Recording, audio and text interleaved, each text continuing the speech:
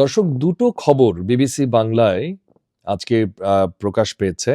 একটি খবর ২২ এপ্রিল, আরেকটি খবর ঠিক ৪ ঘন্টা আগে বিবিসি বাংলা তারা প্রকাশ করেছে। দুটো খবর নিয়ে একটু আপনাদের সঙ্গে কথা বলতে চাই।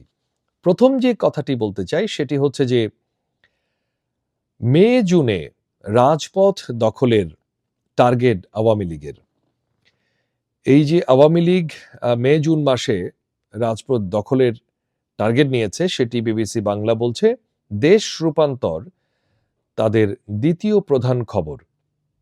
মে-জুনে রাজপথ দখলের টার্গেট আওয়ামী লীগের। গণ অভ্যুত্থানে ক্ষমতাচ্যুত আওয়ামী লীগ রাজপথে নামার ছক তৈরি করছে। আগামী মে ও জুনে টার্গেট করে রাজপথ দখলের পরিকল্পনা দলটির নেতাকর্মীদের। আর নির্দেশনা অনুযায়ী সারা দেশে এখন ঝটিকা মিছিল বের করা হয়েছে। অর্থাৎ মে-জুন মাসে তারা যে কাজটি করবে, বড় ধরনের রাজপথ দখল করবে, তার জন্য এখন এক ধরনের ওয়ার্ম আপ করছে বলছে বিবিসি বাংলা বলছে। তবে দেশ অস্থিতিশীল করার এই ঝটিকা মিছিল রুখতে তৎপর আইনশৃঙ্খলা বাহিনী। পুলিশ সদর দপ্তরের তথ্য মতে গত ৩ দিনে সারা দেশে প্রায় ৪,৭৬৬ জনকে গ্রেফতার করা হয়েছে, যার ৩ ভাগের ২ ভাগই আওয়ামী লীগের সদস্য। এদিকে সরকার বলছে, স্বরাষ্ট্র উপদেষ্টা লেফটেন্যান্ট জেনারেল অবসরপ্রাপ্ত জাহাঙ্গীর আলম চৌধুরী বলছেন যে আইনশৃঙ্খলা রক্ষাকারী বাহিনী যদি এই আওয়ামী লীগকে কন্ট্রোল করতে না পারেন, তাহলে পুলিশ বাহিনীর বিরুদ্ধে কঠোর ব্যবস্থা নেওয়া হবে। শনিবার তিনি এমন কথা বলেছেন।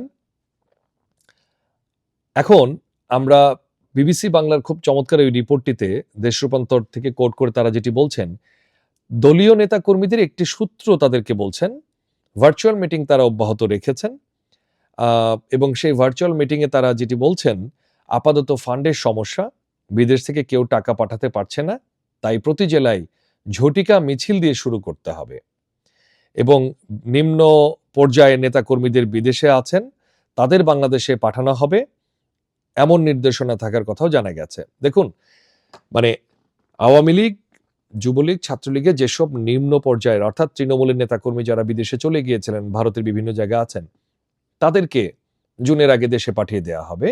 ফান্ডের সমস্যা রয়েছে, টাকা আসছে না, সবকিছুই খোলামেলা বলে দিল আওয়ামী লীগ যে তারা আসলে কিভাবে তারা মাঠে নামবে, তারা মাঠ দখলের চেষ্টা করবে। আমি এখানে একটি কথা বলতে চাই, সেটি হচ্ছে একজন সাংবাদিক হিসেবে আমি যেটি মনে করি, আওয়ামী লীগকে নিষিদ্ধ এখনো করা হয়নি। আওয়ামী লীগ নিষিদ্ধ হয়নি।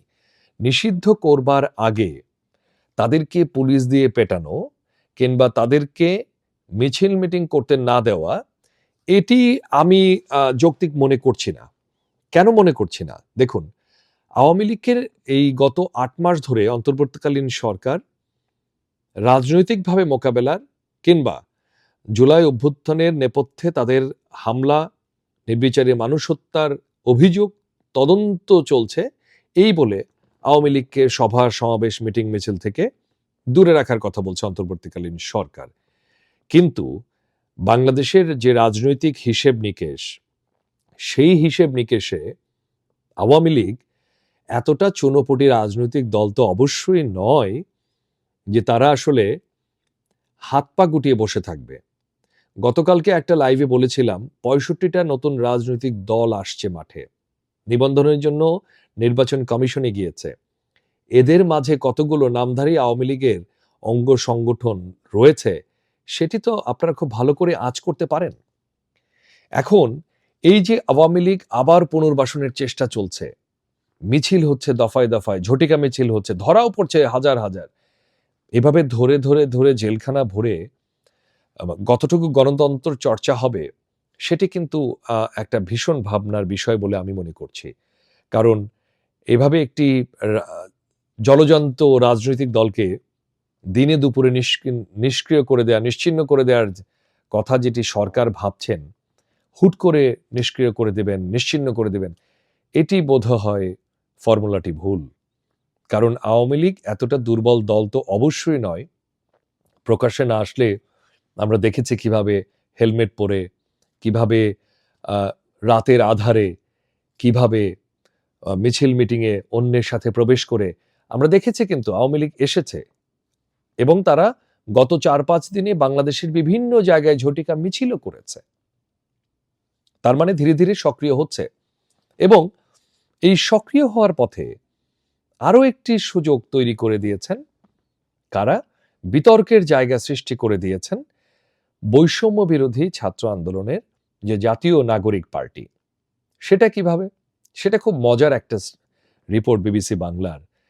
আমার রিপোর্টটি পুরোটা পড়ে এতটুকু ভালো লেগেছে যে চমৎকার একটি রিপোর্ট করেছে বিবিসি বাংলা। রাজনীতির সেই পুরনো পথেই কি হাঁটছে জাতীয় নাগরিক পার্টি? আমরা একটু রিপোর্টটা চলুন একটু পড়ে আসি। মকিবুল আহসান বিবিসি বাংলায় এই রিপোর্টটি করেছেন। ধন্যবাদ মকিব ভাই, সুন্দর একটি রিপোর্ট। বিবিসি বাংলা বলছে, রাজনৈতিক দল হিসেবে আত্মপ্রকাশের পর শুরু থেকে জাতীয় নাগরিক পার্টির শীর্ষ কয়েকজন নেতার বিরুদ্ধে নানা ধরনের অভিযোগ উঠেছে। এমন অবস্থায় অনিয়ম ও দুর্নীতির অভিযোগে এরই মধ্যে দলের একজন যুগ্ম সদস্য সচিবকে দল থেকে অব্যাহতি দেওয়া হয়েছে। আর অন্যদিকে দলটির শীর্ষ নেতা সার্জিস আলম নিজ এলাকায় বিশাল গাড়ি বহন নিয়ে শোডাউন দেওয়ার বিষয়টি নিয়ে নানা আলোচনার সৃষ্টি হয়েছে। চলতি মাসে হাসনাত আব্দুল্লাহ ও সার্জিস আলম দুদক চেয়ারম্যানের সাথে দেখা করার বিষয়টি নিয়েও ব্যাপক সমালোচনা দেখা দিয়েছে। ব্যাপারটা বুঝতে পেরেছেন? তার মানে এই যে হাসনাত আব্দুল্লাহ ও সার্জিস আলম, তারা দুদক চেয়ারম্যানের সঙ্গে দেখা করেছেন। কেন দেখা করেছেন? আপনারা বুঝতেই পাচ্ছেন কেন দেখা করেছেন।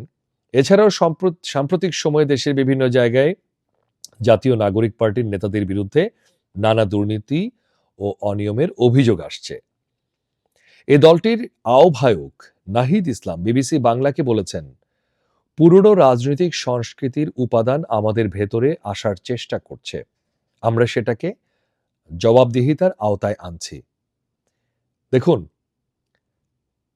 নাহিদ ইসলাম নিজে স্বীকার করেছেন যে পুরনো রাজনৈতিকদের চর্চা, অর্থাৎ কি লুটপাট, ধান্দাবাজি, গণতন্ত্রের চর্চার চাইতে নিজ গদি শক্ত করবার যে দীর্ঘদিনের চর্চা, সেটি তো আওয়ামী লীগ, বিএনপি, জামাত সহ বিভিন্ন রাজনৈতিক দল আমাদের প্রজন্মকে মোটামুটি শিখিয়ে গেছেন কিছুটা হলেও, তাই না?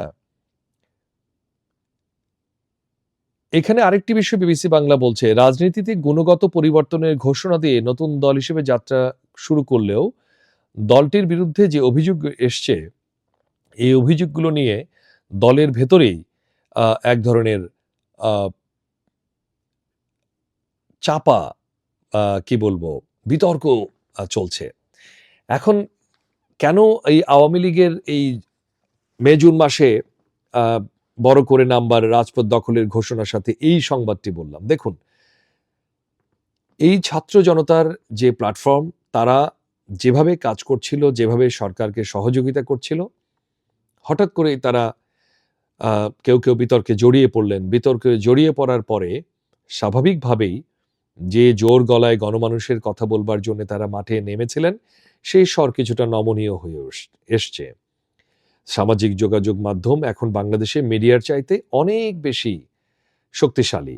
ফলে এরা, অর্থাৎ এই যে পতিত আওয়ামী লীগ, যুবলীগ, স্বেচ্ছাসেবক লীগ, ছাত্রলীগ, এরা এই সুযোগে তারা মাঠে নামবার পায়তারা করছে।